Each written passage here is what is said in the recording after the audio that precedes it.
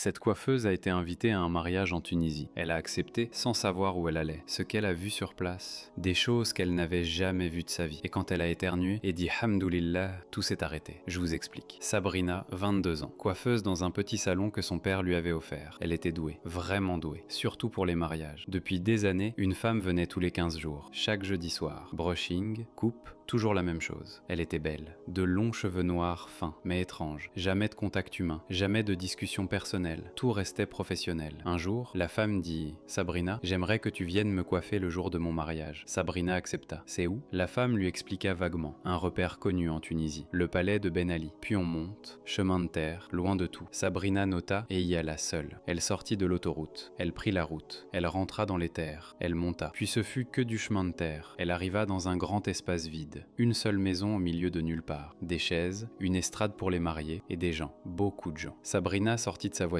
et quelque chose la choqua immédiatement. Ils se ressemblaient tous. La même couleur de peau. Tous très beaux. Mais quelque chose dans leur regard faisait peur. Elle ne savait pas pourquoi. Elle ne pouvait pas l'expliquer. Les enfants coururent vers elle. La mariée vint l'accueillir. La présenta à ses parents. Aucun contact physique. Personne ne la toucha. Personne ne lui parla vraiment. Elle alla dans la chambre. Commença à coiffer la mariée. Première coiffure, deuxième coiffure. Personne ne lui proposa à manger. Personne ne lui parla. La musique était bizarre. Que du rebab. Forte, bruyante. Rien à voir avec un mariage normal. La mariée lui avait dit au début « Nous on fait pas comme chez vous. On n'a rien à voir avec vous. » Sabrina commença à voir des choses étranges. Des gens qui entraient en transe. Pas de sucrerie, pas de tradition habituelle. Et tous les enfants la regardaient, fixement, comme si c'était elle l'étrangère. Elle se sentait oppressée, mais continua à travailler. Puis la famille du marié arriva, avec un seau, rempli d'or. Pas de l'or moderne, de l'or ancien, très ancien. Sabrina se posa des questions. Trop d'incohérences. Leur façon de danser, leur langage qu'elle ne comprenait pas, leur or qui semblait venir d'une autre époque. Sabrina éternua et dit automatiquement « Hamdoulillah ». Le mot résonna dans tout l'espace, comme un écho qui n'aurait pas dû exister. La musique s'arrêta. D'un coup, la mariée se leva et courut vers Sabrina à une vitesse folle. Elle l'attrapa par le bras. « Sabrina, pars, maintenant, vite !» Sabrina sentit tous les regards se tourner vers elle. Les gens commençaient à s'approcher. La mariée lui glissa de l'or dans la main. « C'est pour ta coiffure, je t'apprécie. Tu m'as accompagnée pendant des années. Pars vite, ne te retourne pas. » Sabrina courut vers sa voiture. Elle monta, elle mit la clé. La voiture ne démarra pas. Elle réessaya, rien. Elle paniqua. Elle se concentra sur le compteur. Elle ne regarda pas dehors. Puis elle entendit quelque chose, derrière son oreille. Une respiration, juste une respiration. Et d'un coup, la voiture démarra. Elle mit la première. Elle roula. Elle ne s'arrêta pas. Elle rentra chez elle. Elle n'expliqua rien à personne. Elle alla dormir. Le lendemain matin, elle alla voir sa mère, lui raconta tout. Sa mère comprit immédiatement. « L'or, tu l'as encore ?» Sabrina sortit l'or. Sa mère la regarda. « Ma fille, tu as coiffé une mariée djinn et elle t'a payé avec un trésor enfoui. » Sabrina alla chez le bijoutier pour vendre l'or. Le bijoutier appela la police. L'or était tellement ancien, tellement rare qu'il était inestimable. Ils crurent qu'elle l'avait volé. Elle fit plusieurs semaines en prison, jusqu'à ce qu'ils prouvent qu'elle avait bien assisté à un mariage. Elle fut libérée, mais elle ne retourna jamais dans ce salon de coiffure. Et cette cliente ne revint jamais. Les djinns existent. Le Coran en parle. Allah les a créés comme il nous a créés. Et j'ai créé les djinns et les hommes uniquement pour qu'ils m'adorent. Coran 51,